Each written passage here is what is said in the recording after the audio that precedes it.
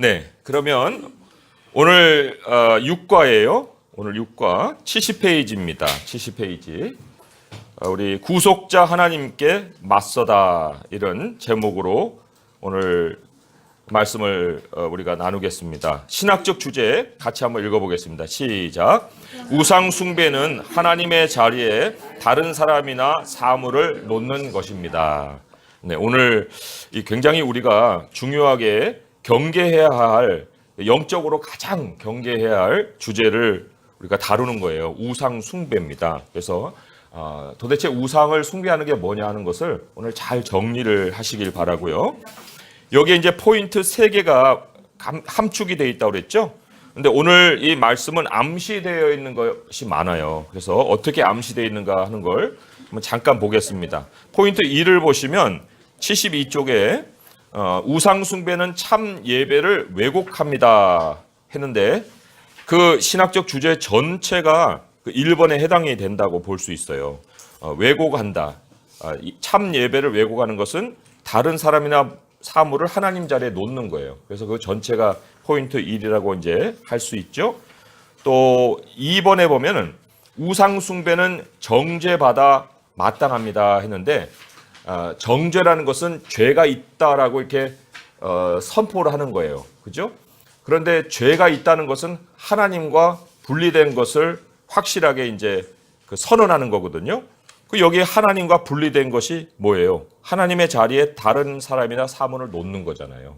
그래서 그것도 포인트 2에 다 해당이 되는 건데 그 중에서도 이제 다른 사람이나 사물을 놓는 것 자체가 정죄에 받아 마땅한 그 상황이라 할 수 있고요. 또 포인트 3을 보시면 우상 숭배의 속죄를 위해 중보자가 필요합니다 했는데 이 속죄는 사실 스스로 회복하는 게 아니에요. 스스로가 죄에서 회복하는 것이 아니라 하나님께서 회복을 시켜주시는 은혜가 있어야 되거든요. 그래서 다른 사람이나 사물을 놓았다는 것 사실 자체가 이미 스스로 회복되는 것이 아니라 중보자가 필요하다는 것을 암시를 하고 있어요. 그래서 신학적 주제 안에 우리가 문자적으로는 대입하기가 어렵지만 그런 뜻으로 암시적인 것으로 한번 보면은 그러한 의미가 다 포함이 되어 있어요. 한 문장에 잘 녹아져 있습니다. 자, 도입 부분은 제가 읽어볼게요. 우상 숭배란 무엇입니까? 하나님의 자리에 다른 사람이나 사물을 놓는 것입니다. 그리스도만이 주실 수 있는 기쁨, 안정, 평화, 의미, 중요성, 정체성, 구원 등을 다른 것에서 구한다면 그것이 우상입니다. 많은 사람이 우상을 제단, 신전, 새겨진 형상 등과만 연관시키기 때문에 우상 숭배를 문제로 여기지 않습니다. 하지만 마음의 우상 숭배는 언제나 존재합니다. 돈, 섹스, 연인관계, 동료의 인정, 경쟁력과 기량, 안전하고 쾌적한 환경, 아름다움, 두뇌, 성공과 야망 등이 보편적으로 볼 수 있는 우상입니다 했어요. 우리 하나님께서 타협하지 않는 것이 있는데 그게 바로 하나님의 유일성이라고 그랬죠. 이 지난 과들에서 배웠습니다. 하나님은 이 이스라엘 백성들을 건져내셔서 제일 먼저 주신 10계명의 첫 계명이 나 외에는 다른 신을 내게 두지 말지니라 했거든요. 그리고 이제 그 출애굽하고 난 다음에 백성들에게 10계명을 주셨을 뿐만 아니라 창세기부터 신명기까지 이제 40년에 걸친 모세의 사역을 통해서 모세 오경을 주셨는데 모세 오경의 처음 기록도 창조에서 만물은 하나님이 창조했다는 그 사실을 선포하십니다. 그것도 바로 하나님이 모든 만물의 근원이고 하나님 외에 다른 것이 신이 될 수 없다는 사실을 창조를 통해서 가르쳐 준 거거든요. 그러니까 이 우상 숭배는 완전히 하나님의 모든 계시를 거꾸로 돌려놓는 작업이에요. 우리가 다 알았어요. 다 배웠습니다. 하나님이 계신 거, 하나님 말씀 다 알았는데 그럼에도 불구하고 우상을 섬긴다. 이거는 하나님의 모든 계시를 등져버리는 그런 행위와도 같아 할 때 굉장히 심각한 거예요. 하나님은 이 우상을 섬기는 사람들의 삶을 반드시 돌이켜 놓으실 때 그런 과정 속에서 어려움도 재앙도 심지어는 정말 그 스스로 고통 속에서 괴로워하는 그런 일들도 마다하지 않고 행하실 수 있는 분이시다 할 수 있습니다. 자, 그럼 질문을 통해서 한번 앞에 도입 부분을 살펴보겠습니다. 우상 만들기에 우리 마음이 이끌리는 이유는 무엇입니까? 그런데 앞에 읽은 문단 밑에서 세 번째 줄부터 해서 돈, 섹스, 연인 관계 뭐 이렇게 쭉 나오는 것이 다 우상이 되는데 그 공통점들을 보면은 매우 감각적이에요. 앞에 있는 그 항목들을 보면은 좀 감각적이고 또 자기 어떤 실현, 자기 존재를 극대화시키는 거예요. 그죠? 그래서 자기 영광을 추구하는 것이라고도 볼 수가 있습니다. 감각적이기도 하고 자기를 실현하고 자신을 극대화시켜서 자기 영광을 추구하는 거라고 할 수 있고요. 그러므로 인해서 지배력을 이제 갖는 거죠. 자기 통치 권한을 넓혀가는 것을 또 여기에서도 찾아볼 수가 있습니다. 그래서 여기 자기를 이제 극대화시키는 거는 뭐 아름다움도 있고 두뇌적인 어떤 지성을 키워내는 것도 있고 또 성공과 야망도 거기에 소속이 되겠죠. 그리고는 이제 안전하고 쾌적한 환경이라는 것이 그 자기의 지배력을 소유해서 확장시키는 그런 것이라고도 볼 수가 있습니다. 아무튼 우리 마음은 이런 것에 끌려요. 자기 세계를 넓히는 일에 상당히 관심을 가지고 살아갈 수 있어요. 두 번째 질문, 우상 숭배가 하나님을 바라보는 우리의 관점을 어떻게 일그러뜨립니까? 하나님을 바라보는데 왜 그 바라보는 시야가 왜곡이 될까? 할 때 왜 내가 할 수 있는데 하나님이 필요하지? 라는 생각으로 이제 바꿔버리는 거예요. 그죠?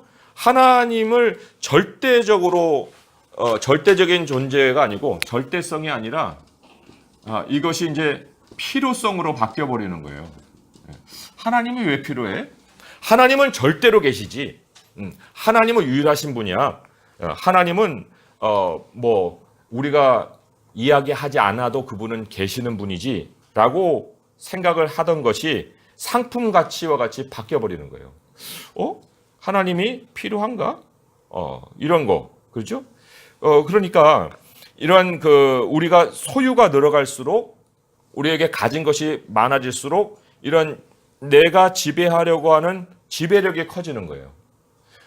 나의 지배력이 커지다 보면은 하나님의 통치가 줄어들죠. 그잖아요? 그러면서 내가 그것 할 수 있는데 혹은 그것이 내게 그걸 해줄 수 있는데 왜 하나님이 또 필요해? 이런 어떤 그 문제로 바뀌는 거예요.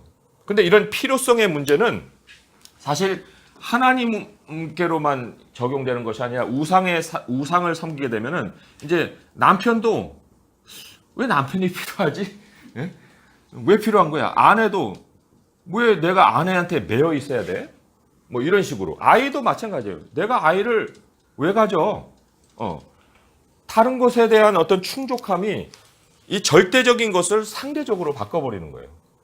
그러니까 우상이 우리 마음속에 들어오게 되면 이제 모든 사물을 보는 관점이 바뀌게 되고 하나님을 바라보는 우리 관점조차도 절대성에서 이제 선택적인 필요성으로 바뀌어버린다. 그래서 신앙생활도 주일만 하고 나머지는 그냥 살아도 아무 거리낌이 없게 되는 것도 결국 하나님은 주일에만 필요하신 분이에요. 그리고 나머지는 그냥 자기 확대된 지배력 속에서 이제 살아가게 되는 거예요. 그러니까 이 우상이 굉장히 큰 문제입니다. 이걸 잘 다뤄야 됩니다. 자, 그 밑에 있는 문단을 제가 또 한번 읽어볼게요. 바울은 고린도 교회에 보낸 첫 번째 편지에서 금송아지 이야기를 하나의 예로 듭니다. 우리는 이스라엘의 부정적인 면에서 교훈을 얻을 수 있습니다. 바울은 우리에게 악을 즐겨하지 말고 우상 숭배하는 자가 되지 말라고 말합니다. 유혹을 받을 수 있지만 우상 숭배로부터 달아나야 합니다. 고린도 교회 성도들은 지역 이방신의 유혹을 받았고 출애굽 때 백성은 애굽 신들의 유혹을 받았습니다. 문화마다 신은 다르지만 원칙은 같습니다. 우리 마음에서 우상을 제거해야 한다는 것입니다. 거기 아주 중요한 표현이 뭐냐면 우상 숭배로부터 달아나야 한다는 거예요. 도망쳐야 된다. 근데 이 도망치는 문제가 신약 성경에서 네 가지로 많지도 않아요. run 달려라 그러잖아요. 근데 run from 여기에서는 도망쳐 나와라. 풀리라고도 할 수 있는데 우리가 그냥 걸어 나올 수도 있잖아요. 걸어 나올 수도 있는데 달려 나오고 도망치라는 건 완전히 그 결심을 해라. 그 현장에서 계속 머무르고 그 두 번 생각하고 세 번 생각할 것이 없다는 것이 바로 이제 그 피하라, 도망치라. 여기 한글 성경에는 이제 피하라는 말로 다 번역이 되어 있는데요. 도망치라, 피하라. 네 가지 대상을 우리에게 소개를 해가 주십니다. 왜 그걸 도망쳐야 되는가 하나 한번 잘 생각해 보세요. 첫 번째로 고린도전서 6장 18절이에요. 한번 찾아볼까요? 고린도전서 6장 18절. 우리가 도망쳐야 되는 그 대상 첫째 고린도전서 6장 18절의 말씀 한번 같이 찾아보겠습니다. 페이지 수로는 271페이지쯤에 있어요. 270페이지나 271페이지. 예. 고린도전서 6장 18절의 말씀이에요. 함께 읽어볼게요. 시작. 음행을 피하라. 사람이 범하는 죄마다 몸 밖에 있거니와 음행하는 자는 자기 몸의 죄를 범하느니라. 음행에서는 도망치라고 했어요. 대표적인 예가 누구죠? 성경에서? 요셉이죠. 요셉이 자기 옷을 벗어두고 도망쳐 나왔잖아요. 그럴 만큼 이게 굉장한 유혹이고 또 달려 나오지 아니하면은 붙잡힐 수밖에 없는 것이 이게 음행이에요. 그러니까 슬슬 이게 따라갈 것이 아닌 거죠. 텔레비에도 그런 장면이 딱 나오면 탁 꺼버려야 되는 거예요. 예. 그죠? 영화는 아예 찾아갈 것도 없고 돈 주고서 뭐 때문에 그런 걸 봅니까? 그러니까 이런 것들은 다 우리가 여러 가지 응용해 볼 수 있는데 아무튼 도망쳐야 되는 거예요. 두 번째는 고린도전서 10장 14절. 거기에 뭐가 나와 있는지 한번 스스로 찾아서 발견해 보시기 바랍니다. 고린도전서 10장 14절의 말씀. 자, 10장 14절의 말씀. 거기 한번 같이 읽어보겠습니다. 시작. 그런즉 내 사랑하는 자들아 우상 숭배하는 일을 피하라. 이게 도망치라 그런 거예요. 도망쳐라. 이게 머뭇머뭇할 것이 아니다. 이제 우상 숭배는 우리가 내용으로 다루고 있는 거니까 그거는 이제 좀 다른 것을 통해서 더 구체적하고요. 디모데전서 6장 11절로 옮겨가 보세요. 이제 세 번째 도망쳐야 될 것을 얘기를 해주고 있습니다. 디모데전서 6장 11절의 말씀. 342쪽에 있어요. 342페이지 6장 11절 같이 한번 읽어보겠습니다. 시작. 오직 너 하나님의 사람아 이것들을 피하고 의와 경건과 믿음과 사랑과 인내와 온유를 따르라. 예. 여기 디모데전서 6장 11절인데 이것들이 뭐예요? 이것들을 피하라. 그 위에 뭐가 다뤄주고 있습니다. 돈을 사랑함에 대한 주제를 다루고 있는 거예요. 돈을 우선해 두는 거. 돈을 우선해 뒀다 할 때는 반드시 거기에서는 도망쳐 나와야 한다. 그래서 참 우리가 모르고서 돈을 만지작 할 때가 있어요. 이렇게 굴려볼까? 저렇게 굴려볼까? 이번에는 이렇게 그 돈을 투자하면 잘 될 것 같아. 그리고는 막 귀를 기울입니다. 그럼 뭐 별의별 얘기들이 조언들이 많겠죠. 충고들이 많겠죠. 그리고 스스로도 뭐 유튜브 같은 데 찾아보고 인터넷 뒤져보고 그래서 이번에는 이런 것들이 폭락할 거고 이것이 올라갈 거고 막 이렇게 정신을 팔다 보면은 이제 마음은 다 거기로 빼앗겨 버리는 거예요. 그러다가 갑자기 하나님께서 야, 내가 너를 먹여 살려. 내가 너를 인도하는 건데 너 지금 무슨 일 하고 있니? 하고 마음이 확 다가왔을 때 어떻게 해야 됩니까? 다 그거를 끊어내야 되는 거예요. 하나님이 내게 이 모든 삶을 책임져 주신다는데 내가 지금 이거 건들고 저거 건들고 이럴 시간이 어디 있느냐. 그거는 하나님께서 주시는 지혜를 따라서 우리가 살다 보면 열어주시고 또 우리가 자연스럽게 하게 하는 것이지 그걸 내가 일부러 찾아다니면서 막 이렇게 해야 할 이유가 없는 거예요. 근데 정신을 팔다가 그렇게 딱 깨우치면은 여기에서 이런 것들에서 도망치라고 그랬습니다. 도망쳐야 되는 거예요. 이건 결단이 필요한 거예요. 네 번째로는 디모데후서 2장 22절. 디모데후서 2장 22절. 이것도 이 앞뒤 문맥을 잘 따져보아야만 되는 문제예요. 디모데후서 2장 22절 함께 읽어보겠습니다. 시작. 또한 너는 청년의 정욕을 피하고 주를 깨끗한 마음으로 부르는 자들과 함께 의와 믿음과 사랑과 화평을 따르라. 청년의 정욕이 나옵니다. 여기에서는 도망치라 했는데 청년의 정욕, 뭐 청년들이야 다 그런 욕심들이 있고 또 감각적인 부분들이 더 우리보다 많지. 천만의 말씀이에요. 여기서 청년의 정욕은 우리하고 다른 정욕을 얘기하는 게 아닙니다. 어른이나 청년이나 다 거기에 정욕은. 그런데 여기 우리 앞에서 다루는 그 말들 그 15절부터 해서 쭉 26절까지 앞에서 쭉 보면요. 14절부터 해도 보는데 거기 청룡의 정욕은 무식한 변론과 연결돼 있어요. 무식한 변론. 그러니까 다툼이라고 볼 수가 있습니다. 청년들이 다른 어떤 세대보다도 가장 활발하게 활동하는 그 영역이 바로 이 변론의 문제예요. 다툼의 문제. 어른이 되면 이제 세월이 흘러갔으니까 그런 것들을 또 덮어둘 수 있고, 애들은 애들대로 이제 부모 말 들으니까 뭐 부모 생각 따라가는데, 청년들 이거 해결이 안 되는 거예요. 변론을 더 앞세우거든요. 험악하고 헛된 말고 이런 악성 종양과 같은 그런 말을 가지고 계속 말꼬리를 이어갈 때가 있거든요. 이거는 이 도망치라는 거예요. 그렇게 하지 말라는 거예요. 그러니까 이 네 가지, 음행과 우상 숭배와 돈을 우설에 두는 일과 그리고 어리석은 변론을 펼치는 일들이 있게 되면 도망쳐라. 그러니까 부부싸움 하다가 그것이 딱 깨달으면 어떻게 된다고요? 네? 그 순간 딱 스톱해야 되는 거예요. 딱 스톱. 그리고는 스톱했는데 한 마디를 또 싹 던져.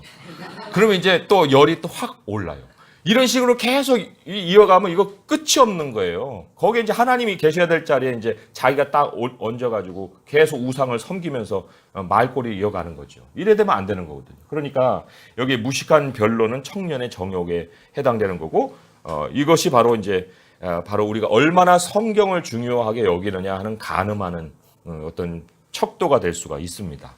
자, 그렇게까지만 우리 도망쳐야 되는 것들 보고 우리 이 세션에서 하는 것 함께 읽어보도록 하겠습니다. 이게 이제 요약이에요. 시작.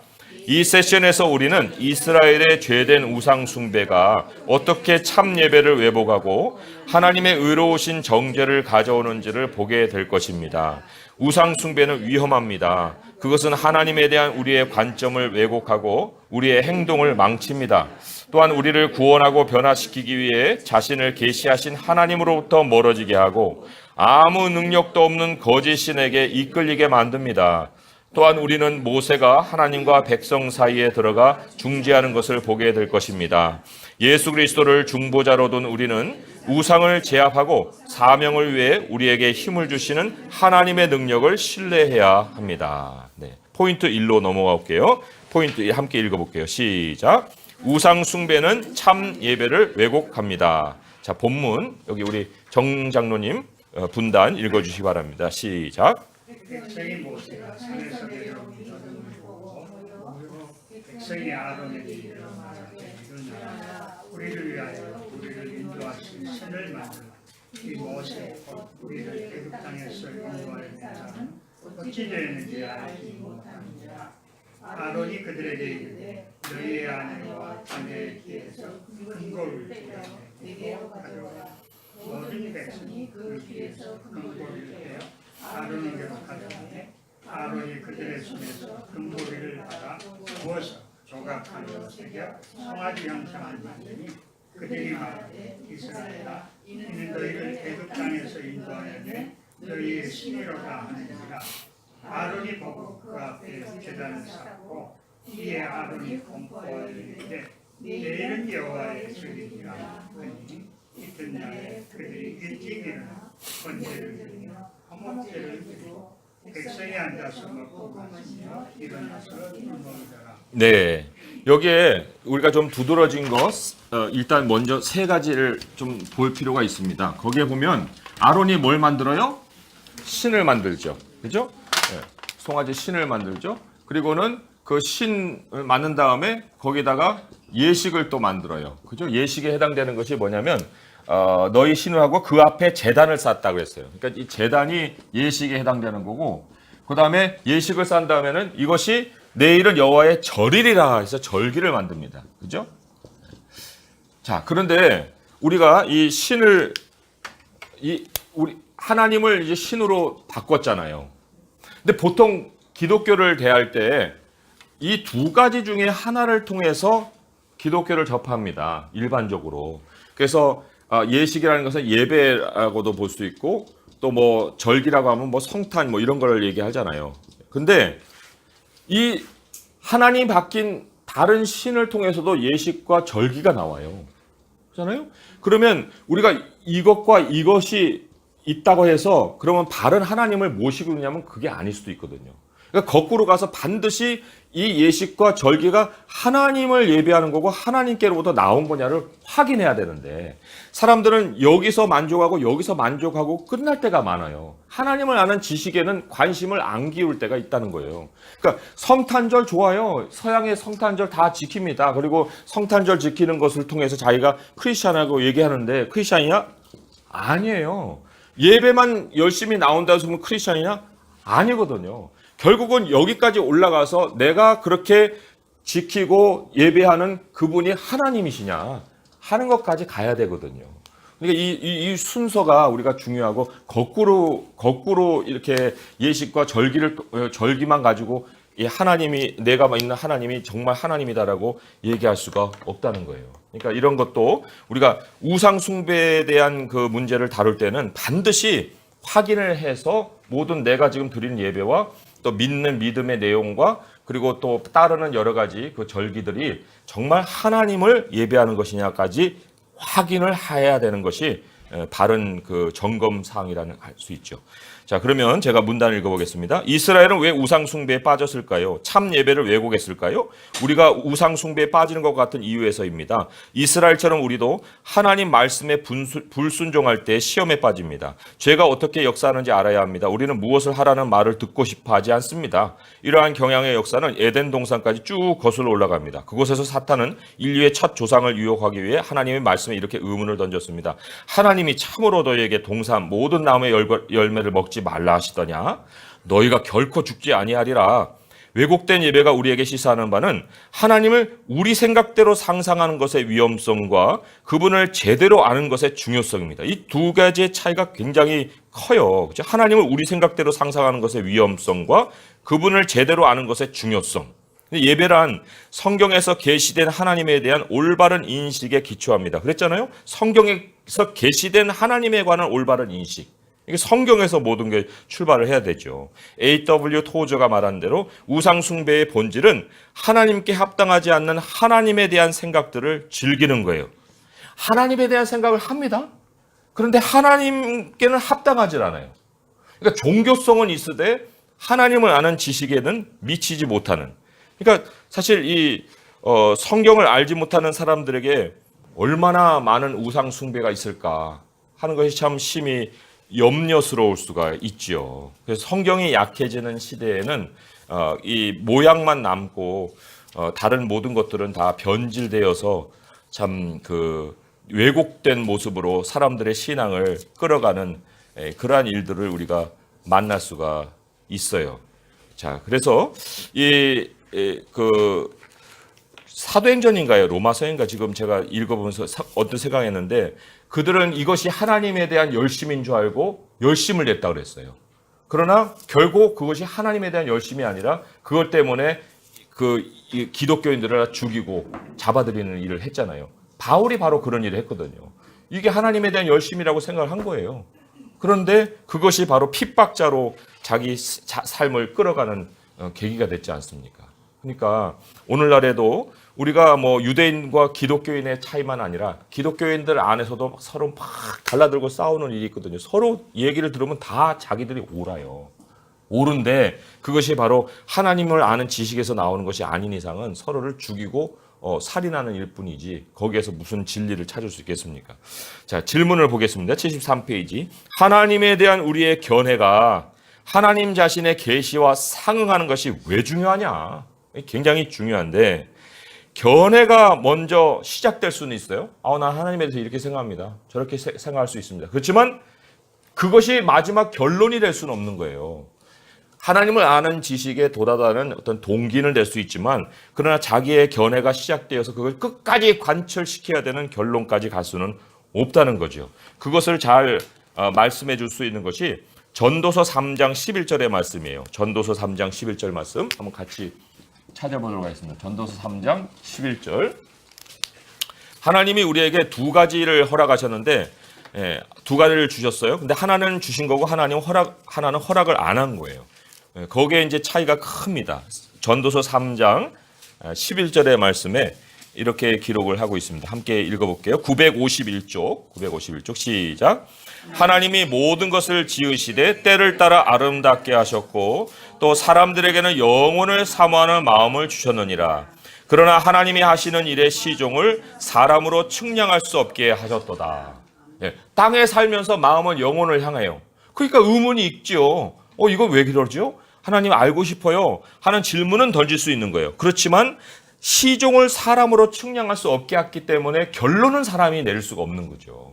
하나님이 모든 것에 답을 주실 때에만 우리가 그것을 알았다 할 수가 있는 거예요. 그러니까 생각은 자유롭게 할 수 있어요. 생각은 자율적으로 할 수가 있습니다. 그러나 생각의 재료는 반드시 창조자로부터 나오는 거예요. 사람이 떡으로만 살 것이 아니요 하나님의 입에서 나오는 모든 말씀으로 살 것이라. 그것이 바로 이제 아담을 하나님이 지었고, 아담을 지었어요. 아담을 굉장히 지적인 존재로 지었습니다. 그잖아요. 그리고는 하나님이 만물을, 특별히 이제 모든 동물을 아담에게로 끌어갑니다. 아담이 동물을 봅니다. 그리고 뭘 지어줘요? 이름을 지어주죠. 그 이름을 지어준다는 것은 아담이 지적인 존재이기 때문에 이름을 지어주는 건 하나, 이름을 지어줄 수 있는 이 재료는 누가 만들었어요? 하나님이 만드는 거예요. 그러니까 사고의 재료는 하나님이 주고 거기에 대한 우리가 여러 가지 이제 헤아려서 결론을 내리는 것은 내 결론이 아니죠. 하나님이 주신 것에 대한 내 지혜가 그 주신 지혜가 같이 연합해서 만들어내는 작품이라고 할 수가 있죠. 그러니까 생각은 자유롭게 할 수 있어요. 그러나 그것이 마지막 내 사람들에게 전달할 수 있는 진리는 사람에게서 나오지를 않는다. 자, 두 번째 질문. 오늘날 우리의 생각과 삶에서 흔한 우상은 뭐냐? 가장 흔한 우상은 나예요. 내 자신이죠. 내 안에서 모든 그 세상이 돌아가고 있으면 그게 가장 흔한 우상 아니겠습니까? 그리고 그 다음으로 내 자신 말고 예수님이 경고했듯이 돈이라고 하는 것이 또 다른 흔한 우상이에요. 돈을 섬기지 말라고까지 했습니까? 그러니까 나의 모든 필요를 채워줄 수 있는 또 다른 대상이 하나님 말고 가장 힘 있는 대상이 바로 돈이에요.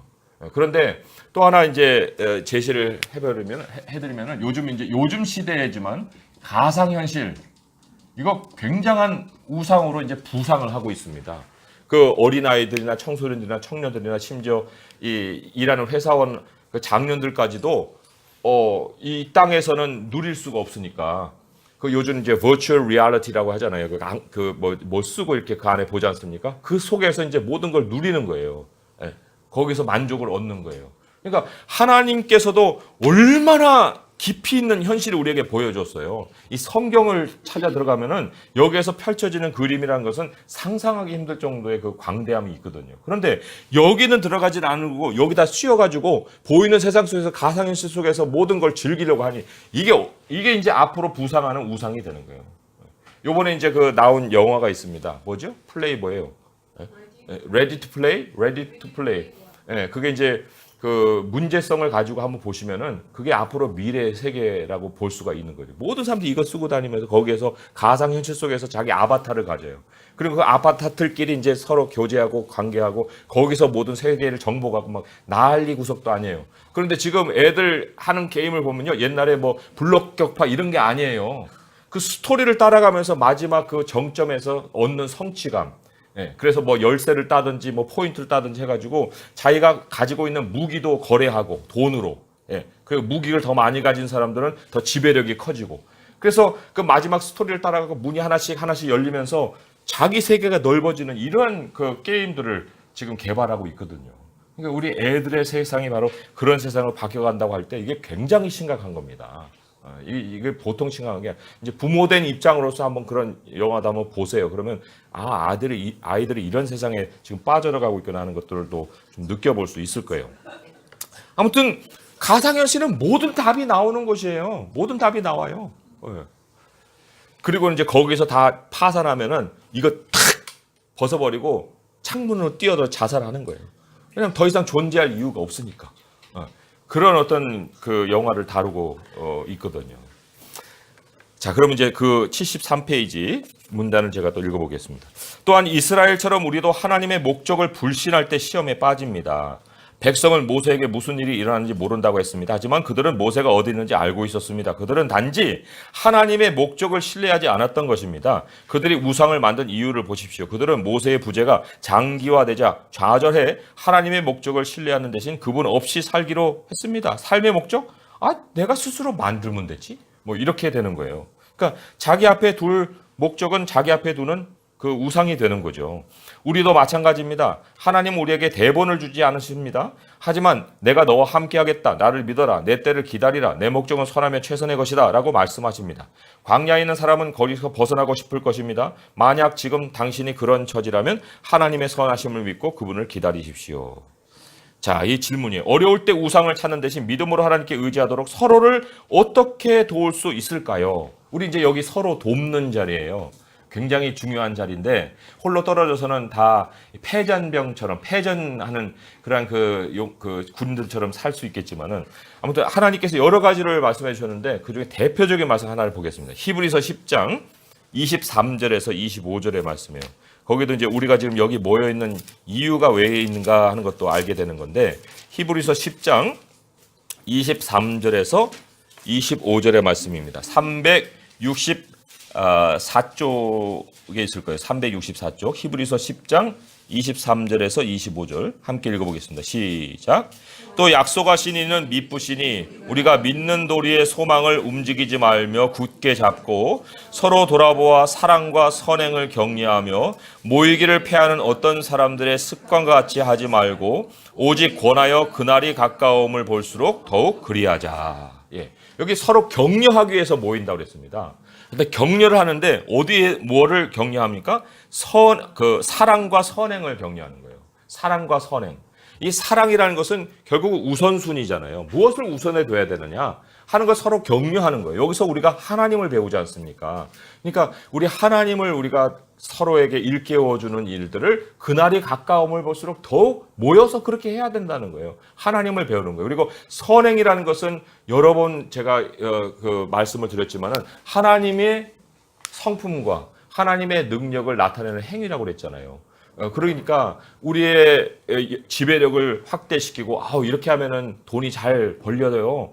내가 이번에 주식을 투자했더니 그 회사가 막 올라가지고 거기다 돈 냈지. 이런 식으로 모여가지고 왜 모여서 쓸데없이 그런 얘기를 합니까? 우리가 하나님을 배우고 하나님과 함께하고 정말 그 하나님의 신성과 능력을 배우는 일도 모자란데 무슨 모이기는 잘 모였는데 왜 격려하는 일이 엉뚱한 내용으로 나누면 안 되잖아요. 그러니까 우리의 대화의 내용을 바꿔야 되겠죠. 그래서 우선순위의 문제와 어떻게 하나님의 능력과 하나님의 그 신성을 우리가 삶에서 드러낼 것이냐 하는 것을 서로 격려해 줄 수 있어야 되고 그것이 바로 그날이 가까움을 볼수록 그날이 바로 우리의 목적이에요, 사실. 그렇잖아요? 아니, 그날이 없는 그리스도인이 있습니까? 그날이 없는 그리스도인은 없어요. 다 오늘도 지금 흘러가고 있고 그날 향해 가고 있는 거예요. 그러면 저도 어저께 이제 아내하고 얘기하면서 어떻게 그날이 없는 삶을 매일같이 살 수 있지? 아니, 죽는 것만큼 현실이 어디 있습니까? 그것만큼 현실이 없는데 그 현실은 다 생각을 안 하고 다른 현실 속에서 막 쌓여가지고 사는데 그거 속에서 무슨 목적이 나오겠어요?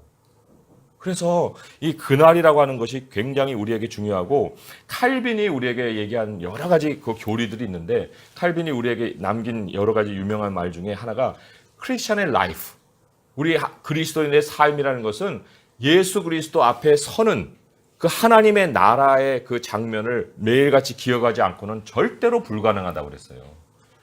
그러니까 우리는 도덕을 키우기 위해서 사는 게 아니라는 거예요. 그리스도 앞에 서기 위해서 우리들의 지금 기독교인들로서의 삶이 가능하다는 거죠. 오늘 우리가 왜 모였습니까? 그날이 있기 때문에 그날을 준비하기 위해서 우리가 사는 거죠. 그래서 우상을 찾는 대신에 우리 하나님께 믿음을 서로 가질 수 있도록 도울 수 있는 거 바로 목적이 그날에 있고 우리 하나님 앞에 서는 날이 있고 그리고는 서로 우선순위와 하나님의 선한 그 모습을 서로에게 격려하는 것이 우리가 할 수 있는 도움의 내용이라 할 수 있습니다. 자, 그러면 또 제가 읽어볼게요. 그리고 이스라엘처럼 우리도 하나님의 은혜를 잊어버릴 때 시험에 빠집니다. 백성이 빼내어 가져온 금고리는 하나님의 은혜를 상징시키는 물건이었습니다. 그들이 우상으로 만든 금을 어떻게 얻었는지 기억해 보십시오. 다 구에서 얻었잖아요. 나올 때 이거 달라 저거 달라 하니까 다 빼서 줬잖아요. 어서 가기만 해라 했잖아요. 그죠? 나아가 이스라엘처럼 우리도 하나님의 영광을 위해 자기 은사를 사용하지 않을 때 시험에 빠집니다. 하나님이 주신 선물이 자기 은사잖아요. 우리는 하나님의 은사를 즐기고 감사하며 하나님 나라를 위해 사용해야 됩니다. 우상 숭배에 허비해서는 안 됩니다. 우상을 만드는데 금고리뿐만 아니라 기술과 시간도 들인 것에 대해 생각해 보십시오. 아까 아론이 조각칼로 금송아지를 새겼거든요. 아론이 굉장히 예술적인 재능이 있었는가 봐요. 그런데 그거 기술 다 그 우상 생기는데 다 소비한 거예요. 기술과 시간과 재물을 하나님을 영화롭게 하는 것이 아닌 우상 숭배하는 것에 사용한 것입니다. 우리도 자신에게 이 같은 질문을 던져봐야 합니다. 하나님이 주신 재물과 재능과 시간을 하나님 영광을 위해 쓰고 있는가? 아니면 다른 것을 위해 쓰고 있는가?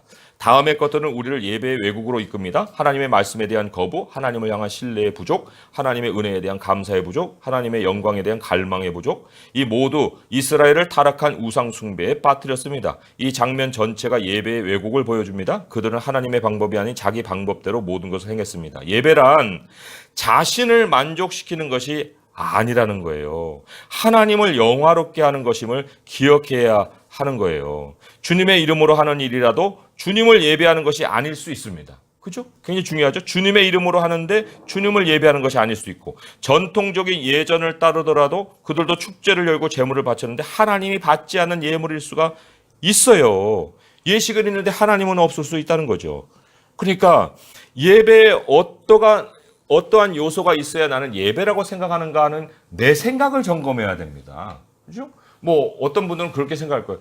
예배를 드리는데 왜 이렇게 퍽퍽하게 시작을 해? 예배를 드리려면 먼저 찬양부터 해야지. 찬양을 해야지 그 예배지. 찬양이 없이 어떻게 그냥 맨 먼저 사도신경부터 그냥 깝깝하게 들어가지? 이렇게 생각하는 사람들이 있는데, 그러면 그 사람은 찬양이라는 것이 예배의 절대적인 요소로 생각하는 거잖아요. 그러나 하나님께서 우리에게 가르치시는 그 예배라는 것이 결코 찬양만이에요? 그런 거 아니죠. 하나님이 주인공이시잖아요. 그럼 찬양은 결국 내 자신을 준비시키기 위한 하나의 어떤 방편일밖에 안 되는 건데, 내가 준비가 되어야만 하나님께 예배 드리는 게 아니고 하나님이 그 자리에 계셔야만 예배가 되는 거예요. 하나님이 그 자리에 계셔야만. 그러니까 이 주님의 이름으로 하는 것이라도 우리가 주님을 예배하지 않는 것은 나를 만족시키려고 하는 목적으로 예배를 드리다 보면은 예배의 요소들이 그렇게 우리가 정말 진실한 그 의도를 가지고 준비하는 것이 아니라 정말 왜곡된 의미를 부여해서 예배라고 할 수도 있다는 거죠. 자, 질문을 보겠습니다. 75페이지. 하나님의 뜻보다 사람의 입맛에 맞게 하면서부터 예배가 망가지고 있다는 표시가 있어요. 그게 뭐냐 하는 얘기죠. 자, 송아지 형상이에요. 송아지 형상. 뭐예요? 보이지 않는 하나님보다 볼거리가 많아지는 거예요. 예배에. 보이지 않는 하나님인데, 보이지 않는 하나님은 전하기가 힘들고, 그러니까 사람들에게 볼거리를 자꾸 줘서 보이지 않는 하나님을 대신하게 만드는 거예요. 이 목회자의 차원에도 이런 것들이 많습니다. 목회자에도 외모뿐만 아니라 피부도 다듬어요. 또 넥타이 색깔도 이거 했다 저거 했다 막 파랗다 빨갛다 해죠. 그리고는 하나님 말씀을 전해야 되는데 막 정보를 잔뜩 끌어다가 그 정보를 잘 전해가지고 굉장한 어떤 지식을 가진 거 그렇게 이제 자기를 나타낼 뿐만 아니라 정치력을 피잖아요. 그래서 교회 안에서도 인간관계를 진실하게 하지 않고 요렇게 한번 모이고 저렇게 한번 모이고, 그래서 내 편을 만들고 제 편을 만들고 이런 식으로. 그리고 밖에 나가서도 정치력을 가지고 목회를 잘하는 것처럼 이렇게 내세운 분도 있지 않습니까? 그게 뭐예요? 다 송아지 형상이에요. 보이지 않는 하나님은 못 보여주고 보이는 볼거리를 가지고 그것이 진짜 같이 이렇게 얘기하는 거죠. 그다음에 기술, 시간, 돈, 아까 그 말씀드렸죠. 여기 앞에 하나님을 배우는데 그 기술을 써야 되고, 배우는데 시간을 써야 되고, 돈을 써야 되는데 하나님을 만들어내는 데 쓰는 거예요. 어떤 것이 있습니까? 하나님이 이 재료들을 왜 줬어요? 나중에 보면은 하나님의 성막을 짓는 재료를 미리 예배해 주신 거예요. 사람들이 금은 이런 거 뭐 어디다 써? 또 해달의 가죽도 썼다고 그랬죠? 잣나무, 아카시아 나무 이런 것도 다 가져왔다고 그랬는데, 그거 그때는 소용을 몰랐잖아요. 근데 그거 성막을 지으면서 이런데 하나님이 쓰라고 했구나. 그런 목적을 이제 발견하지 않습니까? 그러니까 내가 지금 아이들도 이거 배우고 저거 배우고 이렇게 배워요. 배우는데 그 목적은 어디에? 마지막에 하나님의 영광을 위해서 쓰기 위해서 그 아이를 그렇게 하는 거거든요. 제가 중학교 때 광에 들어가서 하도 막 시끄럽다고 해서 광에 들어가서 조용필 노래 부르면서 기타를 배웠거든요. 왜냐하면 그때는 뭐 교회도 모르고 하니까 부산항 해가지고 이제 기타를 배웠지만 그 기술을 가지고 제가 잘 썼습니다. 찬양 인도를 이제 영국에서까지는 했는데, 그리고는 이제 그 이상으로는 저한테는 더 이상의 기술이 없으니까, 예, 기술을 쓰지는 않지만, 아무튼 하나님이 다 그런 걸 쓰시는 거예요. 쓰시는데, 우리가 우리의 그거 가지고 내 것을 만들려다 보면 뭐가 나옵니까? 베드로 성당이 나오는 거예요. 베드로 성당이 왜 나옵니까? 그 하나님의 목적과 상관없는 거잖아요. 하나님을 만들어내는 거예요, 이거는. 예, 하나님을 만들어내는 겁니다. 이것은 하나님을 배우는 데 쓰는 거예요. 성막의 가장 첫 번째 목적은 제사장들이 그 하나님의 언약궤 위에 속죄소 위에 언약궤가 있고 이거의 뚜껑이라고 했잖아요. 이 뚜껑을 딱 덮고 여기 이제 그룹이 이렇게 서로 날개를 펴서 이렇게 보고 있거든요. 예. 날개를 해서 이 그룹 위에 하나님이 임재하셔서 너에게 말씀을 주시리라고 말씀하시는 거예요. 성막의 기능은 제사에도 있지만 가장 중요한 건 하나님의 말씀이 나오는 곳이에요. 그러니까 성막은 배우기 위해서 준비하는 거거든요. 하나님의 말씀을 받기 위해서 준비하는 거예요. 이 성막. 그런데 하나님을 배우기 위해서 내 기술을 쓰고 내 시간을 쓰고 돈을 쓰는 것이 아니라 하나님을 만들어내는데 쓴다는 거예요. 하나님이 또 주인공이 아니죠. 아까 뭐가 했습니까? 먹고 마시고 일어나 뛰었다고 그랬습니다. 인간의 즐거움, 그러니까 사람들 불러다 놓고 만족시키면은 굉장히 성공적인 어떤 예배를 드린 것처럼 그런 식으로 예배가 망가지고 있는 거예요. 중심에. 그렇지 않습니까? 그러니까 너무 돌아볼 것이 많아요. 우리 교회들을 이제 생각해보고 우리 이제 여기 새롭게 시작하지만 정말 새롭게 시작할 때 우리가 조심해야 될 것. 볼거리 많이 줄 것이 없다고 이거죠.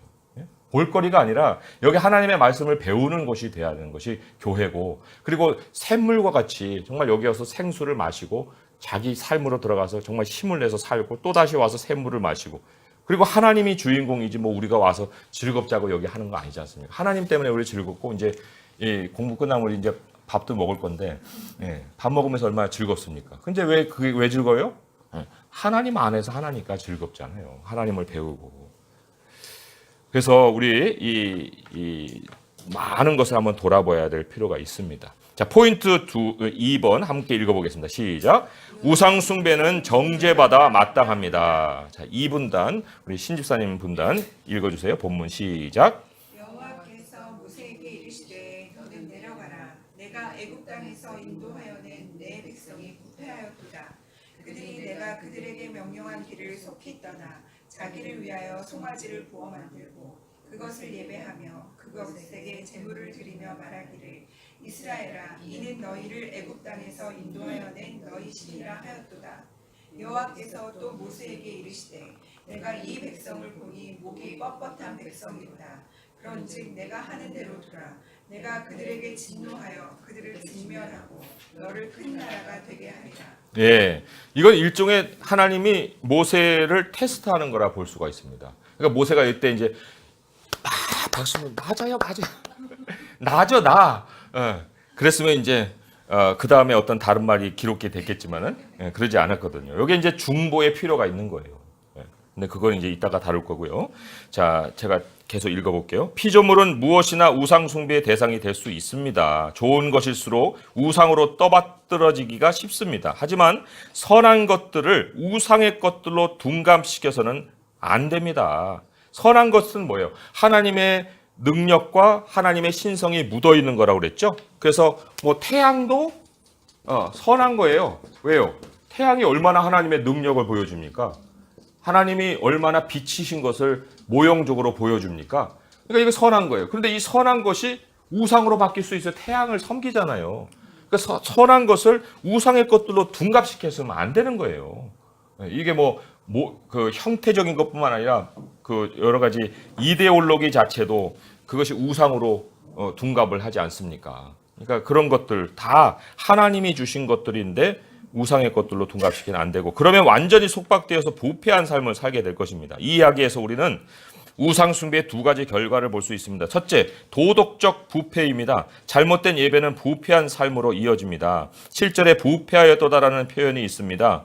백성이 앉아서 먹고 마시며 일어나서 뛰놀더라에 주목하십시오. 이 묘사가 성적인 의미를 함축하고 있다고 지적하는 견해도 있습니다. 놀랄 것도 없습니다. 거짓 신을 예배하면 어떤 죄라도 지울 수 있기 때문입니다. 아직 넘기지 마시고요. 도덕적 부패라는 게 어떤 의미일까 싶어요. 도덕적인 부패. 그런데 여기 이걸 이제 앉아서 먹고 마시고 뛰놀다고 했는데, 우리 몸의 만족과 몸의 즐거움을 쫓아다니는 것이 부패한 거예요. 부패. 예. 몸의 만족과 즐거움을 그냥 뭐 있는 것도 아니고 쫓아다니는 거. 쫓아다니는 거. 그러면 반대로 도덕적으로 부패하지 않은 사람은 어떤 모습을 가질까요? 쫓지 않는 거. 쫓지 않는 거 정도가 아니고, 제가 이제 성경 한 구절을 소개해 드릴게요. 사도행전 14장 17절의 말씀이에요. 사도행전 14장 17절의 말씀. 사도행전 14장 17절의 말씀. 212쪽에 있죠? 우리 한 목소리로 같이 읽어보겠습니다. 시작. 그러나 자기를 증언하지 아니하신 것이 아니니 곧 여러분에게 하늘로부터 비를 내리시며 결실기를 주시는 선한 일을 하사 음식과 기쁨으로 여러분의 마음에 만족하게 하셨느니라. 그냥 쫓아다니는 것이 아니라 하나님이 주시는 음식과 기쁨, 하나님으로부터 얻는 만족과 즐거움, 거기에서 우리의 삶을 바라볼 수 있는 거, 그게 도덕적으로 온전해지는 거예요. 여기 음식과 기쁨이라고 아예 딱 못을 박지 않습니까? 그러니까 먹는 것과 삶의 모든 희락이 하나님이 주시는 만족으로 찾아온다. 하나님 없으면 모든 걸 다 잃어버리는 것. 그러나 하나님 없어도 할 수 있다고 한 것이 도덕적인 부패라는 거예요. 플러스 한 구절 더 찾아볼까요? 고린도후서 3장 4절에서 5절의 말씀이에요. 고린도후서 3장 4절에서 5절의 말씀. 고린도후서 3장 289쪽에 있습니다. 289페이지 고린도후서 3장 4절과 5절의 말씀. 같이 한번 읽어볼까요? 고린도후서 3장 4절 5절 시작. 우리가 그리스도로 말미암아 하나님을 향하여 이 같은 확신이 있으니 우리가 무슨 일이든지 우리에게서 난 것 같이 스스로 만족할 것이 아니니 우리의 만족은 오직 하나님으로부터 나느니라. 이게 온전한 정신을 가진 사람이에요. 도덕적으로 온전해진 사람이라는 얘기죠. 자, 그러면 뒷페이지에 넘겨서 질문을 보겠습니다. 하나님을 오해해서 잘못된 선택을 한 적이 있습니까? 그렇죠. 선한 것을 우상의 것들로 둔갑시키는 것이 바로 하나님을 오해해서도 나타날 수가 있어요. 그런데 이런 걸 이제 교묘히 이용하는 게 바로 이단들이에요. 이단들. 그죠? 하나님이 우리에게 여러 가지 종말을 통해서 경고를 하시고 깨어있으라고 얘기합니다. 그거는 굉장히 선한 거예요.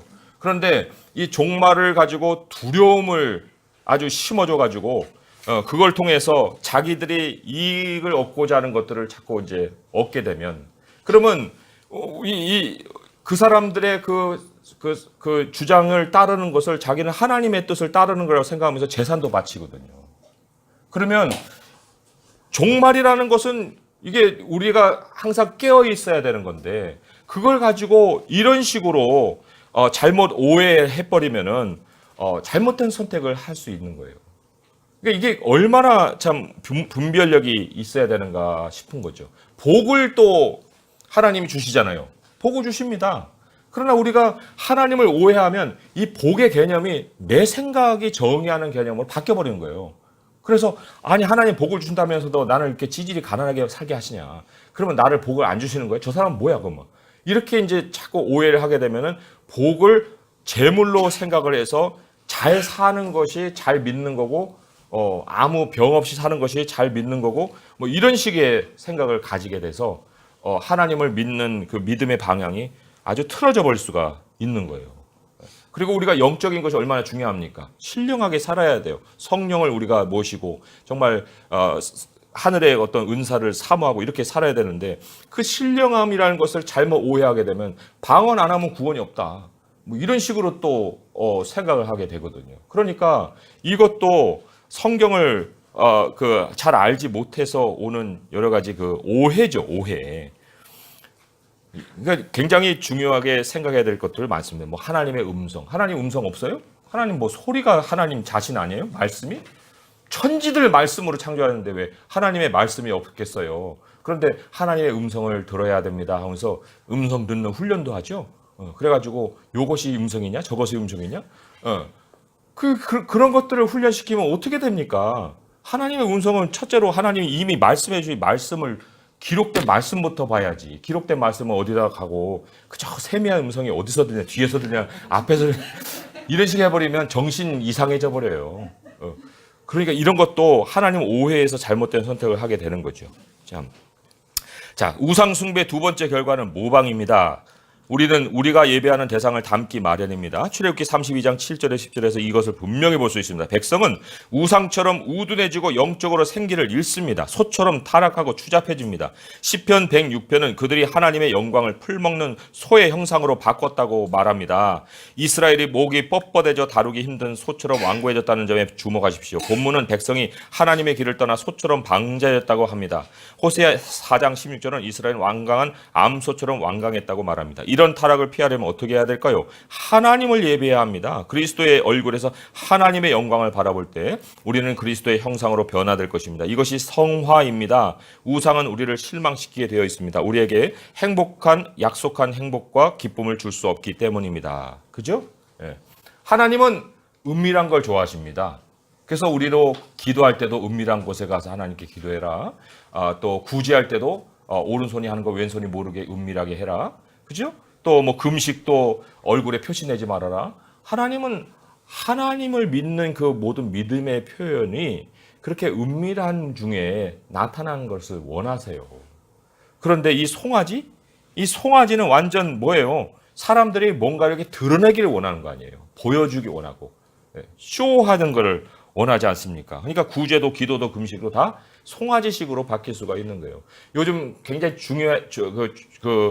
경계해야 될 것이 신사도 운동이잖아요. 신사도 운동에서 성령 체험은 어떻게 됩니까? 뱀처럼 막 기어다니고 혀를 날라날라 하고 다닌단 말이죠. 막 운동장 뛰어다니시 막 그 교실을 확 뛰어다니고 막 다른 사람들 상관 안 해요. 막 으하하하하 웃고 그러면 미쳤죠. 그게 무슨 성령의 모습이에요. 그런데 지금 사람들이 지금 소 만들어 놓고 지금 날뛰잖아요. 그런 것처럼 뱀처럼 기어다니면서 날뛰어도 그게 성령의 역사라고 해석을 하는 거예요. 어디 성령이 그런 식으로 역사합니까? 하나님의 영은 우리 안에 내재하세요. 조용히 임하십니다. 그리고 하나님의 말씀을 주셔도 우리가 성경을 통해서 주시지 않습니까?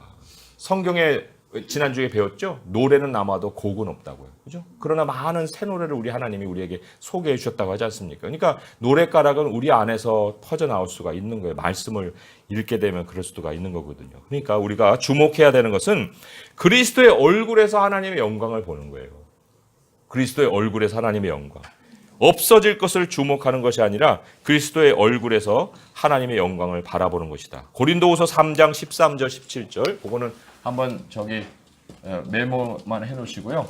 여기에 그 그리스도의 얼굴에 있는 하나님의 영광을 아는 빛을 우리에게 비춰주셨느니라 했고 없어질 것에 주목하지 말아라 하는 말씀이 같이 기록이 되어 있습니다. 자, 그러면 그 칸 채우기를 한번 해볼게요. 오늘날 보편적인 우상의 목록을 작성하고 어떻게 해서 그것들이 우리를 실망시키게 되는지 적어보세요 했습니다. 자, 보편적인 우상의 목록 뭐 여러 가지 해볼 수 있겠지만은 앞에서 이제 설명드린 것을 좀 정리를 해보면은 하나님께로부터 나오지 않고 나의 만족을 위해 만들어내는 것이 우상이라고 그랬어요. 그러니까 우상의 목록은 그 카테고리 안에서 다 생각해 볼 수 있습니다. 하나님께로부터 나오지 않고 나의 만족을 위해 내가 만들어내는 것. 그죠? 그 만족은 하나님이 주신 선물인데 그 반대로는 이제 나의 만족을 위해서 내가 만들어내는 거니까 그 만족을 이제 향해서 내가 성취해 가야겠죠. 수고해야겠죠. 내 수고가 얻은 이제 성취만큼이 이제 나의 우상의 또 모양으로 바뀌어 가겠죠. 그래서 그런데 왜 그것이 실망을 시키는가? 그 이제 젊었을 때는 육체를 다듬어요. 미모를 다듬고 뭐 근육을 다듬고 뭐 젊음을 자랑하고 막 하잖아요. 근데 그게 왜 실망시킵니까? 예? 실망을 왜 시켜요? 늙잖아요. 늙어버리거든요. 암만 이거 뭐를 보톡스로 펴내도 그게 이제 끝내는 이게 작용을 안 할 때가 온단 말이죠. 근육 남자들 뭐 이래봐야 이제 축축 처질 때가 온단 말이에요. 그러니까 거기에 공들여봐야 아무 소용이 없죠. 또 늙은 것만 그렇습니까? 병도 들잖아요. 병 들면 어떻게 하겠어요? 몸은 멀쩡한데 참 이 속이 그렇게 병들어 버리면 얼마나 참 그것이 안타깝습니까? 그래서 참 이러한 것들에 우리가 돈을 쏟고 기술을 쏟는다는 거 참 그래요. 돈은 어떻습니까? 육체는 그렇다 치고 돈 생길수록 불안합니다. 생길수록 불안해요. 제가 큰 돈을 만져보진 못했지만은 그래도 어느 정도 이제 돈이 생기면은 어떤 생각이 듭니까? 이거 어떻게 관리를 해야 되지? 왜냐하면 돈이라는 건 다 시스템 안에 있거든요. 내가 현찰로 쥐고 있어도 불안해. 이걸 옷장에다 넣어야 돼, 침대 속에다 넣어놔야 돼, 아니면 뭐 장롱 어디 첫 번째 칸인가 두 번째 칸인가 넣다가도 아니야 이거는 여기 발각이 될 거야. 그래갖고 이쪽으로 옮겨서 또 넣다가도 이거는 아니야. 이런 식으로 스스로가 도둑놈 생각을 먼저 하고 이제 다 이제 숨겨놓는다면 이게 현찰로 안 두고 이제 시스템에 두려고. 그럼 어느 시스템이냐?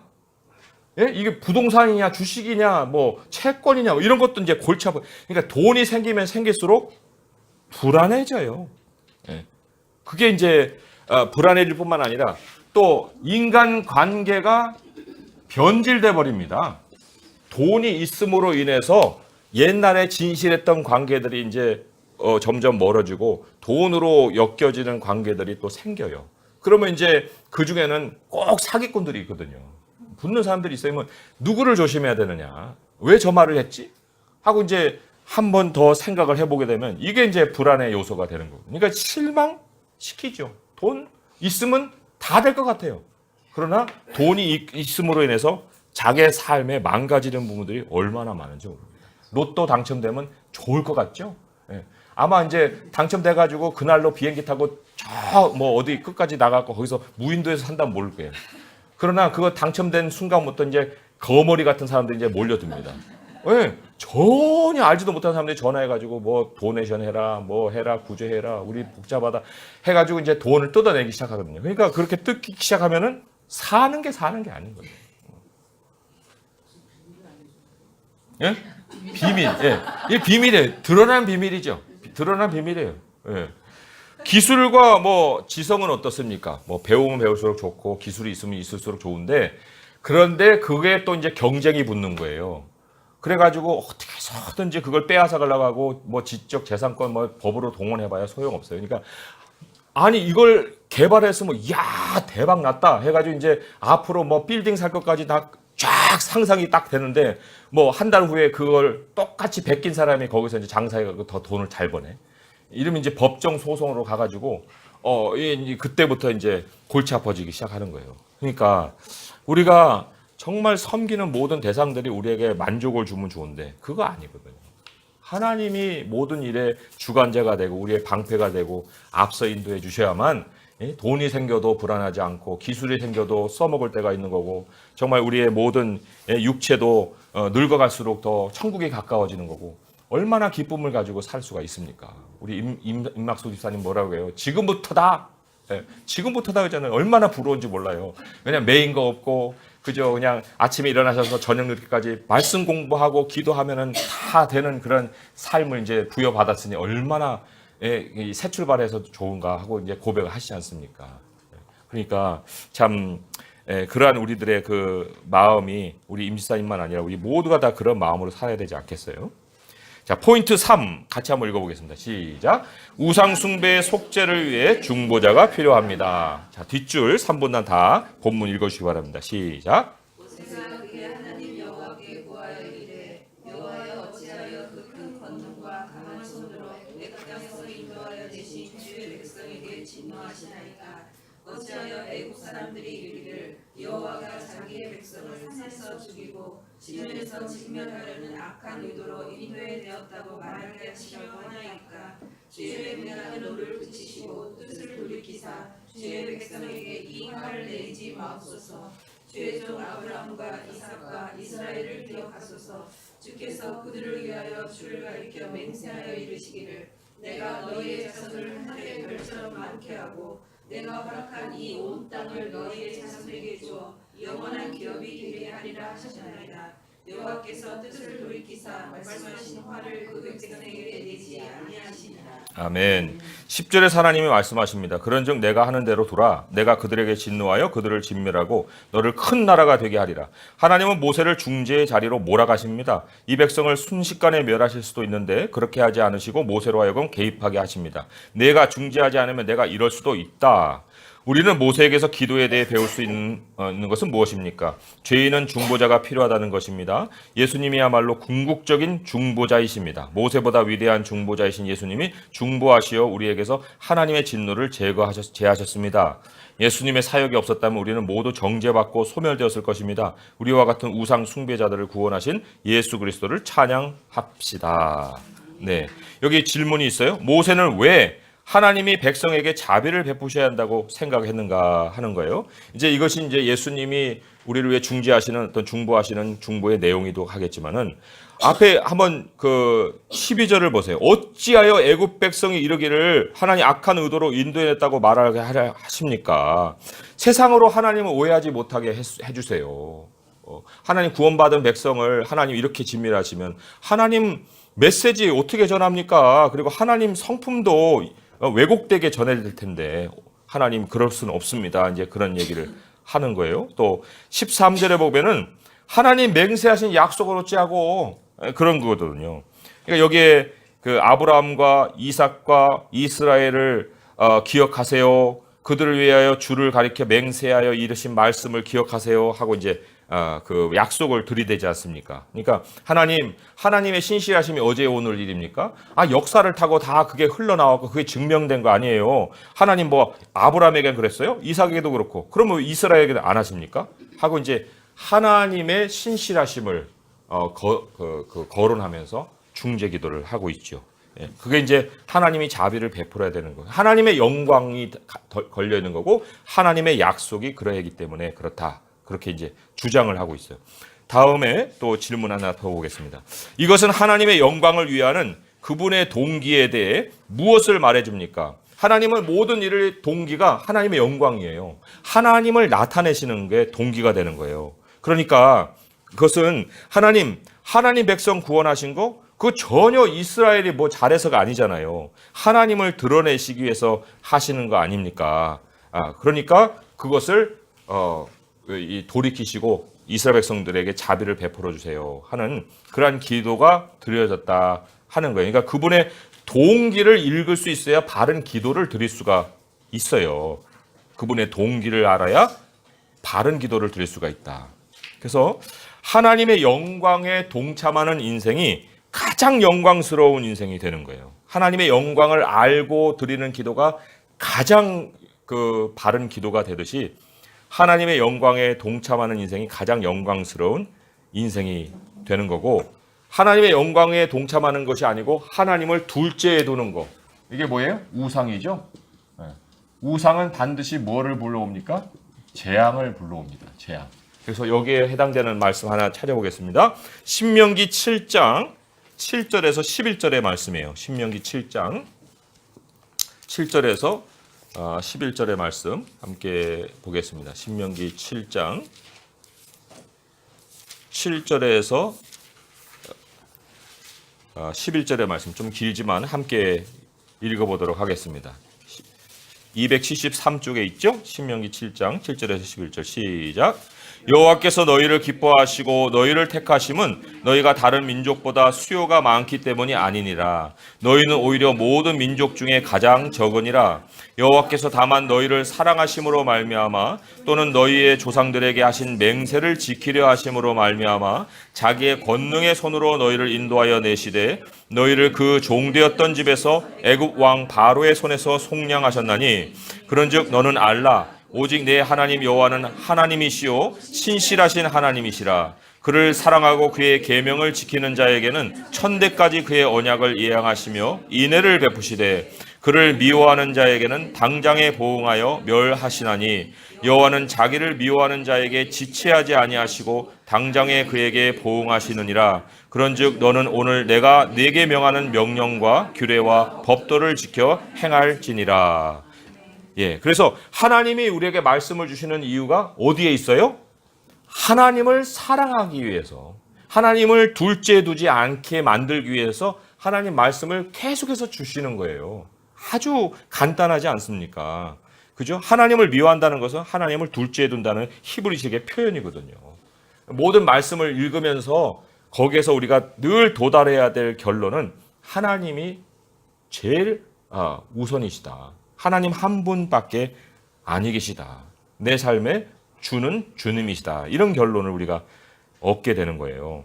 자, 그러면 78페이지 문단을 제가 읽어보겠습니다. 이 이야기가 시사하는 것은 다른 사람을 위해 하나님께 간청해야 한다는 것입니다. 첫째, 기도할 때 하나님의 성품과 신실하심에 호소해야 합니다. 모세가 어떻게 호소하는지 잘 보십시오. 하나님의 권능. 어째서 하나님의 권능을 무가치하게 만드십니까? 하나님의 진한 노고와 평판은 어째서 적들이 하나님의 백성의 멸망을 보고 기뻐하게 하십니까? 하나님의 언약에 대한 신실하심. 어째서 언약을 깨뜨려 하십니까? 이런 여러 가지 하나님에 대한 그 성품, 하나님이 신실하심을 이제 거론했어요. 그게 이제 기도의 첫 번째 내용이고요. 둘째는 기도할 때 이기적인 욕망이 아닌 하나님의 뜻을 구해야 한다는 것인데 사실 그 하나님의 뜻을 모르는 기도는 다 자기와 자기 형편에 몰려 있어요. 그렇잖아요? 하나님의 뜻을 모르니까 자기가 원하고 자기 형편에 몰려 있게 되는데 근데 기도할 때는 이기적인 욕망이 아니라 하나님의 뜻을 구해야 된다 그랬죠?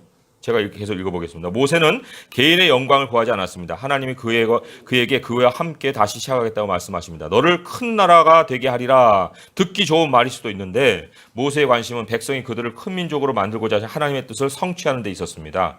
우리도 하나님의 뜻 가운데 기도해야 됩니다. 즉 개인의 명성을 구하지 말고 열방을 제자로 삼으라는 뜻 가운데 기도해야 하는 것입니다. 그래서 하나님의 뜻은 우리가 일반적으로 이제 발견하고자 할 때 가장 단순한 어떤 그 분별력이라고 할 때 하나님의 뜻은 우리에게 향해 있어요. 우리에게.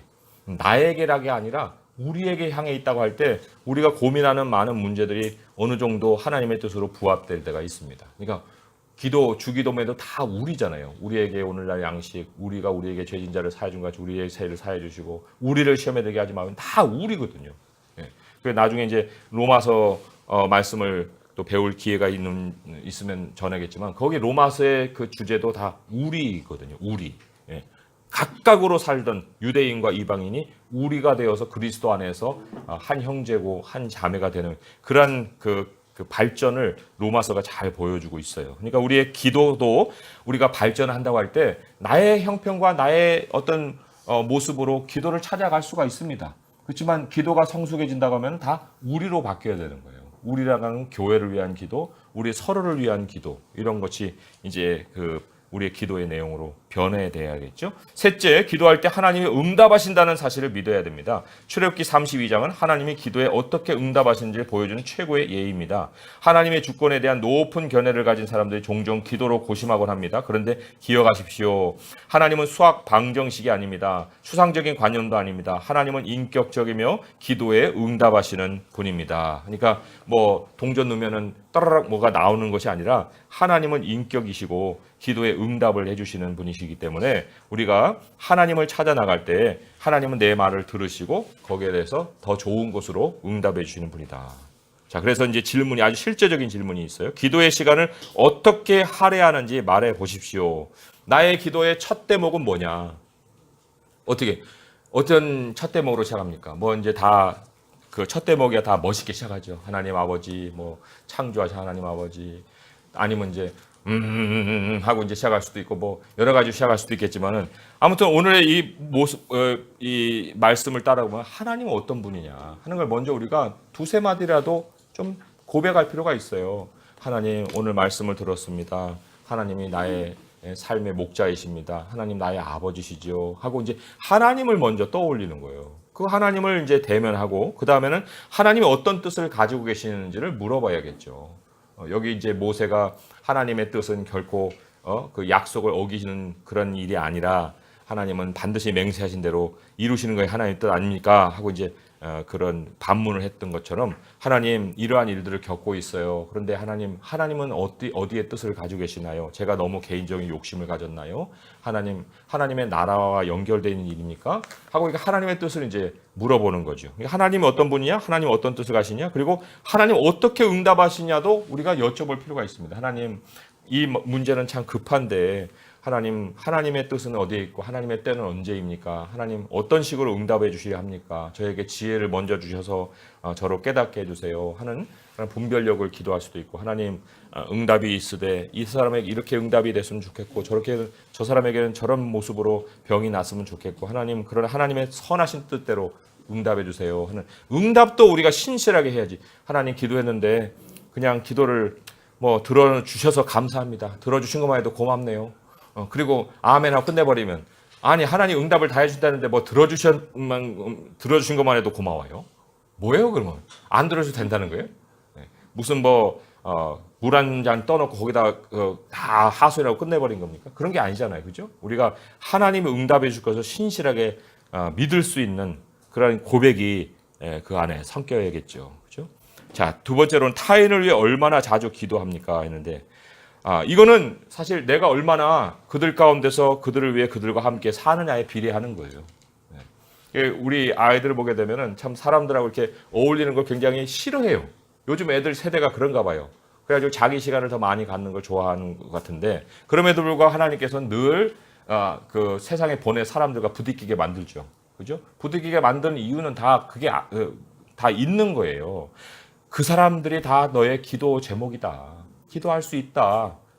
그거를 가르쳐 주시는 거거든요. 우리를 왜 이렇게 함께 모이게 하십니까? 여기 있는 모임 분들을 위해서 한 마리라도 한 번은 일주일에 한 번은 기도를 하게 만드시기 위해서 이렇게 모이게 하시는 거잖아요. 그러니까 우리가 얼마나 자주 기도하느냐는 우리의 삶이 얼마나 다른 사람들에게 열려 있고 또 함께 하려고 하는 그러한 삶을 살아가고 있느냐, 교회로 사느냐에 따라 기도도 더 자주 할 수가 있는 거죠. 그래서 부탁하기는 우리 이제 화요 모임의 사람들, 모교 모임의 사람들 다 달라요. 구성원이 다릅니다. 그러나 적어도 자기가 모여 있는 고장소에 모이는 사람들을 위해서는 하루에 한 번은 꼭 기도를 하셔야 됩니다. 하루에 한 번은 꼭 기도하셔야 돼요. 그리고 이제 다 천국에 가면 다 발각이 될 거예요. 여기서는 기도합니다. 기도해요. 기도합니까? 예, 기도하죠. 매일같이 기도하죠. 근데 천국에 가서 딱 뒤집어졌는데 한 번도 기도를 안 했어. 그러면 이제 하나님께서 좀 서로 뭐 낯을 보기가 부끄러울 테니까 너는 저기가 살아라. 넌 여기서 살고 이제 좀 떨어질 수도 있겠지만은 아무튼 그날에 우리가 부끄러운 구원을 받으면 안 되잖아요. 그날 다 적나라하게 다 드러난다니까요. 그러니까 지금 우리가 서로를 위해서 기도하는 시간을 가질 수 있어야 되죠. 자, 뒷페이지 넘겨서 결론입니다. 결론은 함께 한번 읽어볼게요. 시작. 이 세션에서 우리는 우상 숭배의 현실과 중재 기도의 아름다움을 살펴봤습니다. 이스라엘이 그들의 지도자인 모세의 중재가 필요했던 것처럼 우상 숭배를 버리지 못하는 우리도 구세주 예수님의 중보 사역이 필요합니다. 죄 사함을 받아 지금은 성령의 내주하심이 있는 우리는 중재에서 유익만을 얻을 것이 아니라 실제로 중재를 해야 합니다.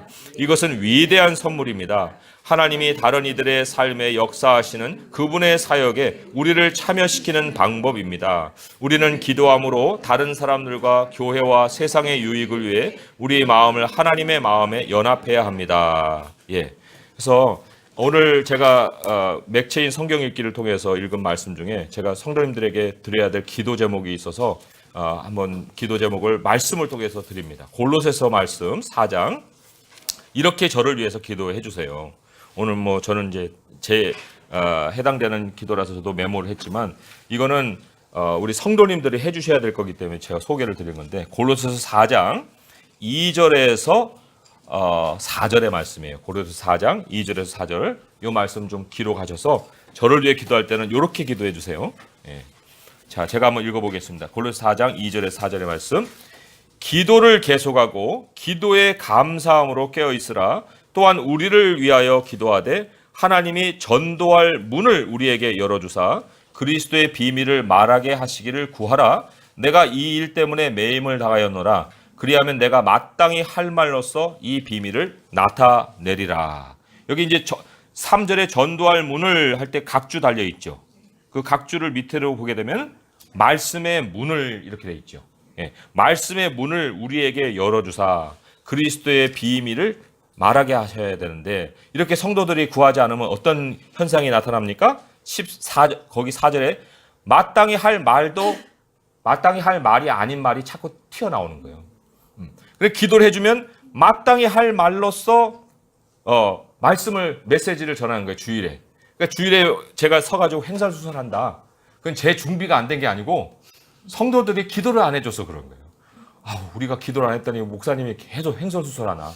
안 되겠다. 우리가 기도해야겠다. 그래야 마땅히 할 말로써 그리스도의 비밀을 전하지. 하고 이제 기도를 해주셔야 제가 그 자리에 서서 정말 합당한 말로만 말씀을 전할 수가 있는 거예요. 그러니까 꼭 부탁드립니다. 예, 제 말이 아니라 하나님의 말씀을 전해야 되기 때문에 말씀의 문을 신목사에게 열어주셔서 그리스도의 비밀을 횡설수설하지 아니하고 마땅히 전할 수 있게 해주세요. 그렇게 이제 중보 기도를 해주시기 바라고 저도 이제 우리 성도님들이 그 마음의 눈이 열려서 정말 하나님의 말씀을 잘 들을 수 있도록 위해서 저도 기도를 하겠습니다.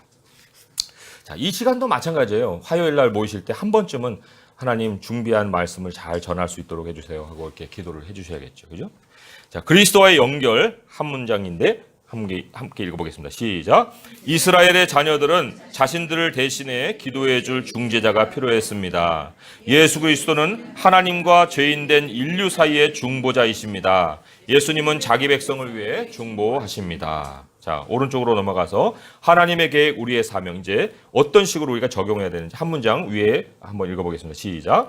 하나님은 주님을 필요로 하는 사람들을 위해 중재 기도를 하도록 우리를 부르셨습니다. 그들의 구원을 위해 기도할 때는 하나님의 성품과 뜻에 호소해야 합니다. 그죠? 하나님의 성품과 뜻에 호소해야 된다는 거. 자, 포인트 1, 2, 3에 해당되는 그 질문을 잠시 정리를 해보겠습니다.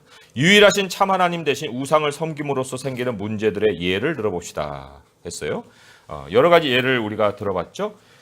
우리의 훌륭한 은사들이 있는데 그 은사들을 허비를 하는 거예요. 겨우 송아지 만드는 거예요. 겨우 송아지 만들어요. 기술이고 시간이고 돈이고 다 들여봐야 마지막에 작품은 송아지가 나오는 거예요. 그리고 또 우리가 이 앉아서 먹고 마시고 뭐 일어나서 즐겁고 뛰자 뭐 이런 상황 때문에 이제 우리의 이 영적인 지각이 멈춰버려요. 영적인 지각이 멈춰버리고 사람의 즐거움이 이제 사는 목적으로 바뀌어버리는 거죠. 그리고는 자꾸만 이제 볼거리에 관심을 기울이게 됩니다. 형상이 중요해지고 하나님은 중요해지지 않는 거예요. 그러니까 상대적으로 영적인 현실에 멀어지게 되는 거죠.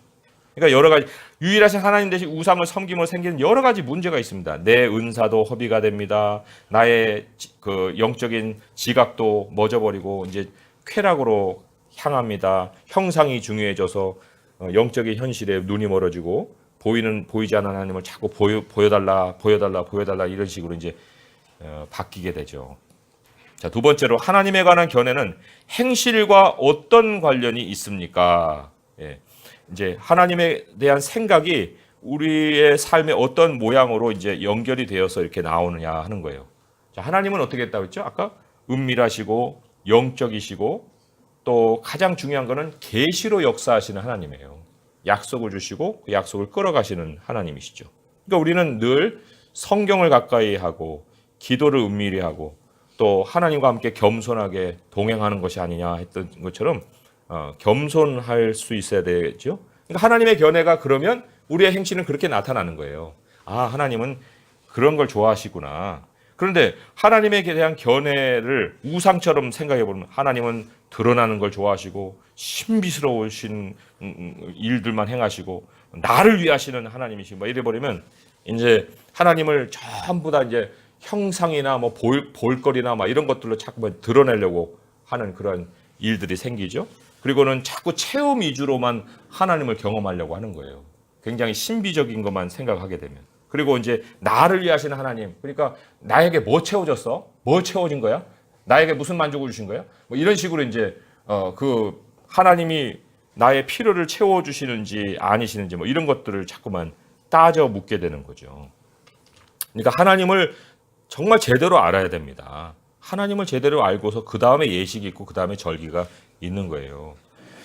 자, 마지막으로는 지금 바로 누군가를 위해 기도해 주십시오. 하나님이 그들의 눈을 열어 그리스도의 빛을 바라보게 해주사 기도하십시오. 당신의 기도를 아래에 적어보십시오. 했는데 특별히 이제 하나님을 등지고 우상을 쫓는 사람들, 그러한 사람들을 위해서 또한 기도해야 되겠고, 우리가 모세의 역할을 한다고 하면은 바로 우리가 교회를 위해서, 우리를 위해서 기도하는 그런 기도를 드려야 되겠죠. 그래서 지금 누군가를 위해 기도해야 하고 있는데 먼저는 우리 자신들을 위해서 또 기도할 수 있어야 되고, 또 우리들의 가족 중에서 하나님을 만나야 되는 사람들을 위해서 기도해야 되고, 또 등을 돌린 사람들 하나님이 또 다시 돌아올 수 있게 해달라고도 같이 기도를 해야 되겠습니다. 자, 이러한 기도는 좀 우리가 실제적으로 하는 게 중요하지, 뭐 적어놓고 이제 나중에 하자 이게 아니기 때문에 오늘 우리가 좀 배운 대로 먼저 기도하고 마무리한 다음에 좀 질문을 받고 그리고 점심 먹으러 가도록 하겠습니다.